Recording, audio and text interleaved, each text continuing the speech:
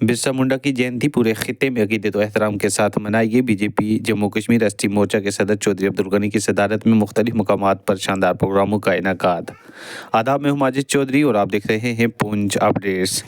पूरे खित्ते में आज अजीम कबायली रहनुमा, आज़ादी के मतवाले और समाजी मसला बिरसा मुंडा की जयंती इंतहाई अकीदत व एहतराम के साथ मनाई गई। मुख्तलिफ इलाकों में खसूसी तकारीब, सेमिनार और तकरीबात मुनक़िद की गईं, जिनमें निगरानी और रहनुमाई बीजेपी जम्मू कश्मीर एसटी मोर्चा के सदर चौधरी अब्दुल गनी ने की, जिनकी क़यादत में ये तमाम प्रोग्राम कामयाबी से हमकिनार हुए। बिरसा मुंडा, जिन्होंने अल गुलान यानी अजीम बगावत की शमअ जलाई, आज भी हुर्रियत, मज़ाहमत और कबायली शनाख्त के इस्तेहकाम की इलामत समझे जाते हैं। इनकी जदोजहद न सिर्फ अंग्रेज़ साम्राज्य के खिलाफ थी, बल्कि पिछड़े हुए तबकात के हकूक़, समाजी इंसाफ और सकाफ़ती बका की एक रोशन तहरीक थी। पूरे खित्ते में अवाम, कारकुनान और मुख्तलिफ तंजीमों ने इनके मिशन और नज़रियात को ख़राज अक़ीदत पेश किया। डोडा ठाठरी में बिरसा मुंडा की जयंती के हवाले से एक शानदार प्रोग्राम मुनक़िद हुआ, जिसमें की सदारत चौधरी अब्दुल गनी सदर बीजेपी जम्मू कश्मीर एसटी मोर्चा ने खुद की। उनकी क़यादत में मुनक़दा इस तकरीब में खित्ते के मुख्तलिफ नुमाइंदीन और सियासी व समाजी शख्सियात ने भरपूर शिरकत की। तकरीब में मुअज़्ज़ज़ मेहमानों जनाब तारकीन हाजी यूसुफ, मीर अली रिटायर्ड ZDO, मोहम्मद इकबाल, मोहम्मद यूसुफ, परवीन जरियाल, हुसन बानू, सुरेश और राम प्रसाद ने बिरसा मुंडा की खिदमत पर रोशनी डाली और उन्हें अजीम कौमी हीरो करार दिया। चौधरी अब्दुल गनी ने अपने खिताब में कहा कि बिरसा मुंडा की तहरीक आज भी महरूम तबकात के लिए उम्मीद और हौसले का सरचश्मा है। उन्होंने मजीद कहा कि कबायली बिरादरी की फलाह व तरक्की के लिए बीजेपी हुकूमत मुसलसल काम कर रही है और इन्हीं कोशिशों के तहत ऐसे प्रोग्रामों का इनेकाद मुआशरी बेदारी के लिए नहायत ज़रूरी है। अनंतनाग में भी बिरसा मुंडा की जयंती के सिलसिले में एक अहम प्रोग्राम मुनक़िद हुआ, जिसकी सदारत सैयद रफ़ीक हुसैन शाह, साबिक़ MLC व ज़िला सदर कुपवाड़ा ने अंजाम दी, जबकि पूरे प्रोग्राम की रूह और रवान चौधरी अब्दुल गनी की क़यादत को ख़ुसूसी तौर पर सराहा गया।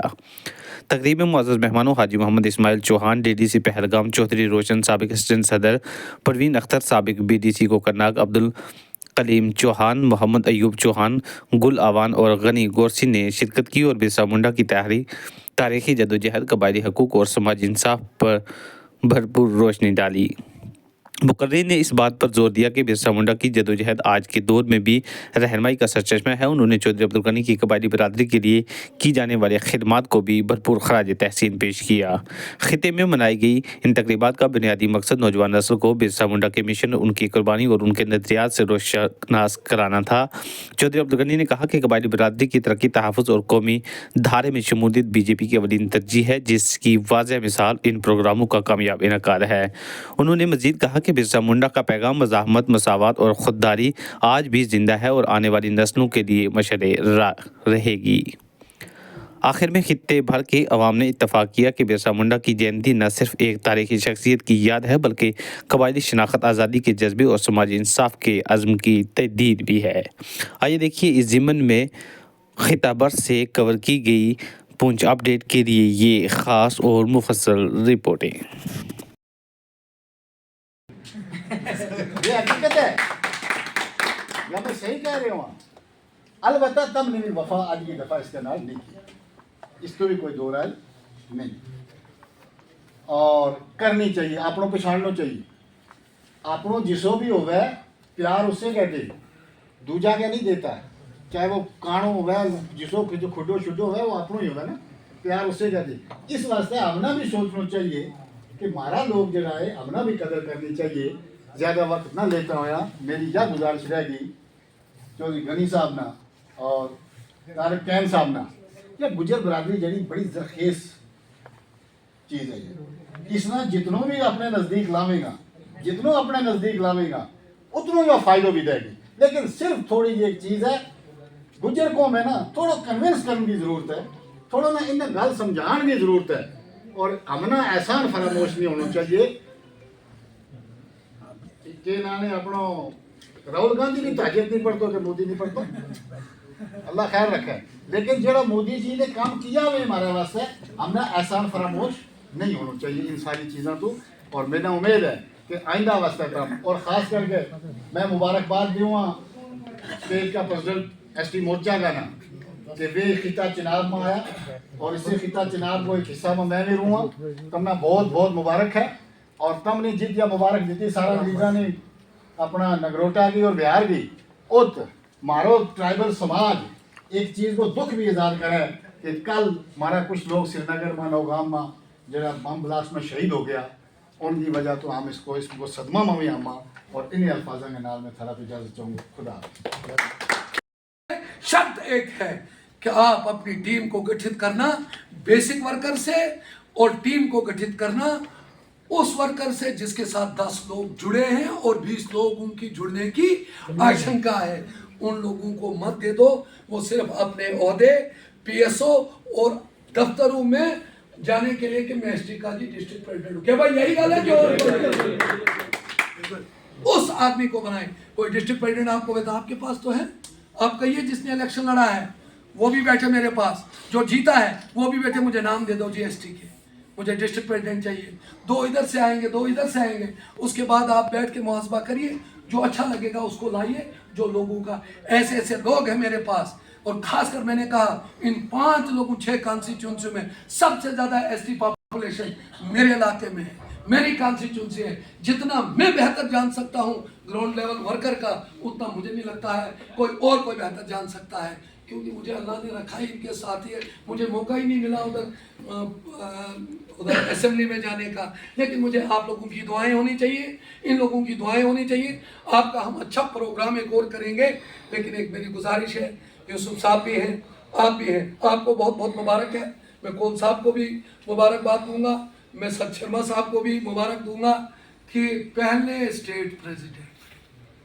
आज हमने आपको, मुझे भी 12-13 साल हो गए बीजेपी में, पहली बार हमने इधर देखा। मैं आपको कॉन्स्टिट्यूंसी वाइज हम आपका प्रोग्राम कराएंगे, लेकिन आपकी कमेटियां गठित हों और उन लोगों को आगे लाओ।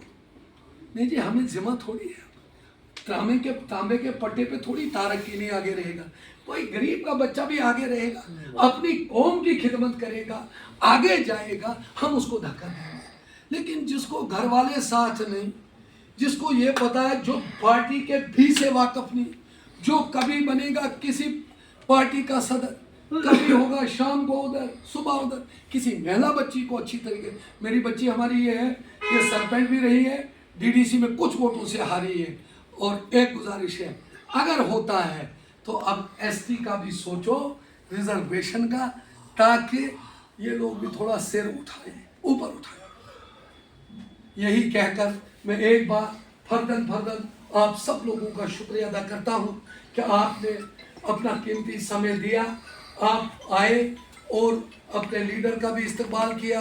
और ये जो हमारा जो प्रोग्राम था बिरसा मुंडा जी की, जो हमने यहाँ जनजाति अभियान का ये जो कार्यक्रम था, इसमें हिस्सा आपने लिया। यहाँ मेरे जनरल सेक्रेटरी हैं, एससी से ताल्लुक़ रखते हैं, ये यहाँ रमेश जी हैं, ये बलगाम से आए, ये भी तशरीफ़ लाए हैं यहाँ पे। सब लोगों का फर्दन और स्पेशली मैं आपका शुक्रिया अदा करता हूँ, यूसुफ साहब का, यहाँ के मंडल अध्यक्ष का, काहरा के मंडल अध्यक्ष का, पुराने बुजुर्गों का, स्टेट सेक्रेटरी का, मेरी बहन दूसरी बच्ची आई इसका फर्दन शुक्रिया अदा करता हूँ। इस उम्मीद के साथ हौसले बुलंद रखो और एक ही बात करो कि जहाँ पे टिके रहो, क्योंकि बैठा हुआ गुरु होता है, भागता हुआ चेला होता है। अपने आप की पहचान बनाओ, अपने किरदार के साथ वफादारी करो, अपने आप को पहचानो और पार्टी के लिए काम करो। जो मुकद्दर में होगा वो आवाज़ देकर और हाँकता आपके दरवाजे पे आएगा। इतना ही कहकर मैं आपसे इजाज़त लेता हूँ। अल्लाह आपका निगहबान रहे, अल्लाह आपको अपनी हिफाजत पे रखे, अल्लाह हमें भी अपनी हिफाजत पे रखे, और अल्लाह हम सब को, जो हमारी नीयतें हैं, जो इस काम के लिए हम उठे हैं, जिन गरीबों की खिदमत करने के लिए हम उठे हैं, अल्लाह ताला हमें हिम्मत दे। शुक्रिया, आदाब व सलाम। भारतीय जनता पार्टी जिंदाबाद, भारतीय जनता पार्टी जिंदाबाद, भारतीय जनता पार्टी, नरेंद्र भाई मोदी जी जिंदाबाद। जोर नाल बोलो जरा यार, गुजर की आवाज है। नरेंद्र भाई मोदी जी जिंदाबाद, मोदी जी जिंदाबाद, नड्डा साहब जिंदाबाद, जेपी नड्डा साहब जिंदाबाद, अमित शाह साहब जिंदाबाद, डॉक्टर जितेंद्र जी जिंदाबाद, डॉक्टर जितेंद्र जी जिंदाबाद, सच शर्मा जी जिंदाबाद, सच शर्मा जी जिंदाबाद, अशोक कौल जी जिंदाबाद, अशोक कौल जी जिंदाबाद, सुनील शर्मा जी जिंदाबाद, सुनील शर्मा जी जिंदाबाद, चौधरी गनी साहब जिंदाबाद, चौधरी गनी साहब जिंदाबाद, चौधरी गनी साहब जिंदाबाद, चौधरी यूसुफ साहब जिंदाबाद, चौधरी यूसुफ साहब जिंदाबाद, एसटी मोर्चा जिंदाबाद, एसटी मोर्चा जिंदाबाद, गद्दी स्पीति मोर्चा जिंदाबाद, एससी मोर्चा जिंदाबाद, भारतीय जनता पार्टी जिंदाबाद। भी चेयरमैन हैं और भारतीय जनता पार्टी के अहम लीडर हैं, सीनियर लीडर हैं रामबन से। मेरे बड़े भाई बुजुर्ग जडियो साहब, मेरे भद्रवाह से आए हुए भाई जनाब प्रवीण जरयाल साहब, रामबन से चौधरी गनी साहब, यहाँ बहुत सारे मकरीन बोले, मेरे बुजुर्ग हैं, मेरे भाई हैं, मेरे छोटे अजीज़ हैं। मैं सबका नाम लूँ तो काफ़ी वक्त लगेगा। पार्टी के ओहदेदार भी हैं, हमारे निज़ामत के फ़राइज़ अंजाम दे रहे हैं सेक्रेटरी साहब, और यहाँ मंडल के कुछ प्रधान हैं। ये आज जो प्रोग्राम है ट्राइबल प्राइड डे के तौर पे मनाया जा रहा है, लेकिन मैं यहाँ आके इसलिए भी खुश हूँ कि भारतीय जनता पार्टी का एक परिवार है जिसमें तमाम समाज के लोग यहाँ तशरीफ़ लाए हैं, और मैं उन सब का शुक्रिया अदा करता हूँ। ये हमारे लिए खुशी की बात है। कई वज़ीर आज़म आए, लेकिन आज तक इस समाज को वोट बैंक के तौर पर इस्तेमाल किया, लेकिन इनकी पहचान कहीं नहीं हुई। मैं हमारे मुल्क के वज़ीर आज़म नरेंद्र मोदी साहब को इस मौका पे मुबारकबाद भी दूंगा और शुक्रिया भी अदा करूंगा, क्योंकि मैं एक ट्राइबल ख़ानदान से तल्लुक़ रखता हूं। अगर आज हिंदुस्तान के तमाम ज़िला के अंदर, तमाम स्टेटों के अंदर और हमारी राजधानी के अंदर भी ट्राइबल प्राइड डे मनाया जा रहा है, और जिसमें एक प्रोग्राम को प्रेज़ाइड हमारे मुल्क की वो अहम शख्सियत जिसका नारा है सबका साथ, सबका विकास, सबका विश्वास और सबका प्रयास, और वो अमली तौर पे हमारे वज़ीर आज़म ने साबित करके दिया। उसने समाज के हर उस दबे कुचले खानदान को ऊपर उठाने के लिए इस 10 साल के अंदर कोई कसर बाकी नहीं छोड़ी। आज हम तमाम यहाँ इकट्ठे हुए हैं हमारे उस ट्राइबल नेता को जो 1875 में झारखंड के अंदर पैदा हुआ और बहुत कम उम्र में 25 साल की उम्र में इस दुनिया फानी को छोड़ गए। और वो इसलिए याद किए जाते हैं कि उन्होंने अपने घर की बात नहीं कही, उन्होंने समाज के लिए एक लड़ाई लड़ी, और उस दौर में लड़ी जब कानून की कहीं बालादस्ती नहीं थी, अंग्रेज का राज था और हिंदुस्तान गुलाम था। और उस वक्त उस ट्राइबल नेता ने उस अंग्रेज के खिलाफ आवाज उठाई, जहां इस बरादरी के लोगों के फॉरेस्ट राइट हकूक की आज हम बात करते हैं। ये 1875 में ये बात जो शुरू हुई थी कि ये तमाम ट्राइब के लोग जो हैं इनका गुजर बसर जो है जंगलात के अंदर होता है, और इन लोगों को उसके हकूक दिए जाएं। लेकिन 1947 से हम आज़ाद भी हो चुके, लेकिन हमारी खासकर जम्मू कश्मीर स्टेट जो थी, यहाँ फॉरेस्ट राइट एक्ट जो है वो लागू हमारी रीजनल पार्टियों ने नहीं होने दिया। उन लोगों ने दफा 370 की आड़ में हमेशा यहाँ के लोगों को बेवकूफ बनाया। हमारे मुल्क के अजीम रहनुमा ने सोचा कि इस दफा की वजह से हमारे वो गरीब परिवार, वो खानदान जो है, उनको आज तक वो मफाद नहीं मिल रहा है जो हिंदुस्तान की बाकी स्टेटों के अंदर मिल रहा है। तो आज फॉरेस्ट राइट एक्ट जो है वो हमारी इस जम्मू कश्मीर यूटी में भी लागू हो चुका है। वो अलग बात है, इम्प्लीमेंटेशन में फर्क है।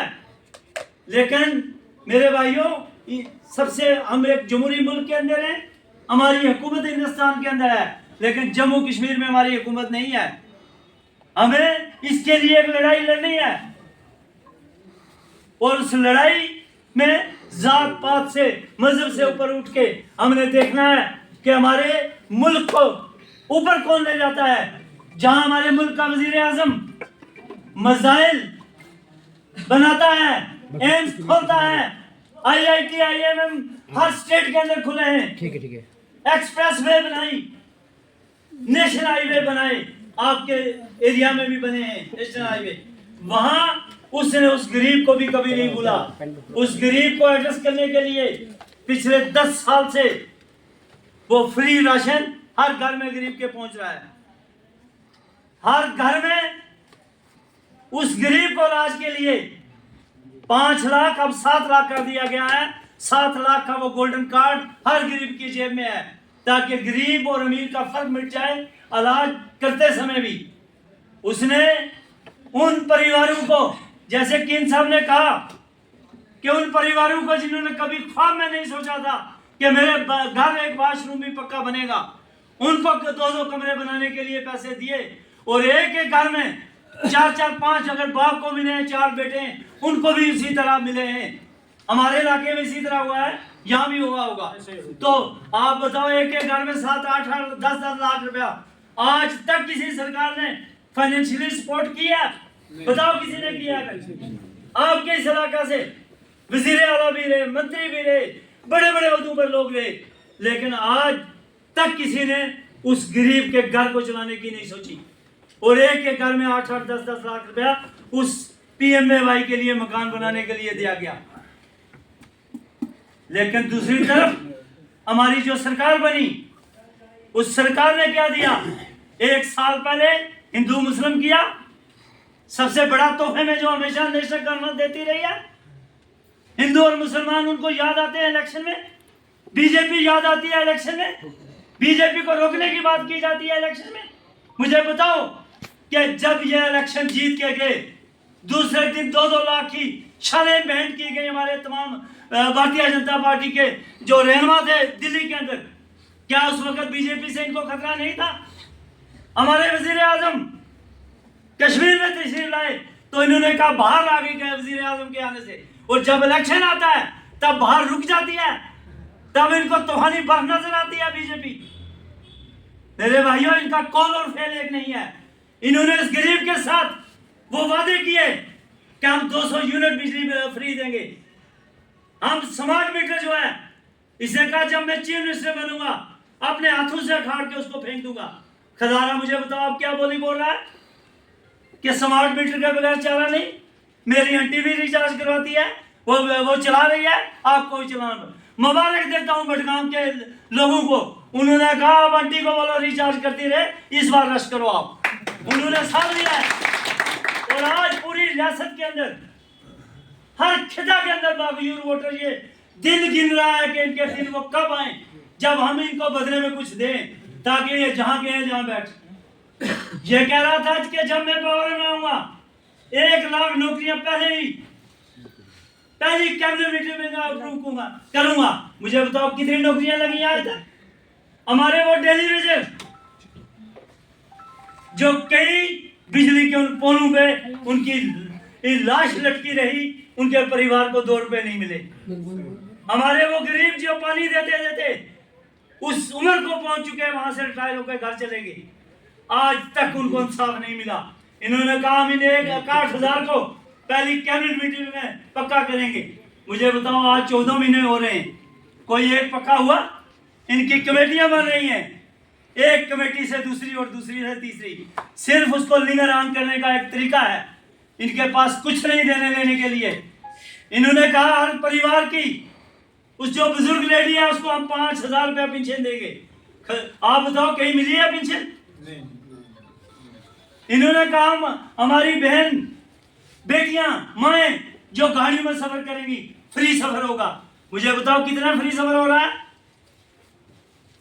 इस तरह के इनके वादे जो हैं, इन्होंने अनगिनत वादे किए झूठे, और आज 14 महीने में एक वादा पूरा नहीं कर सकी जो सरकार, और उसका जाने का वक्त आ गया। अल्लाह ने चाहा तो बहुत जल्दी चली जाएगी।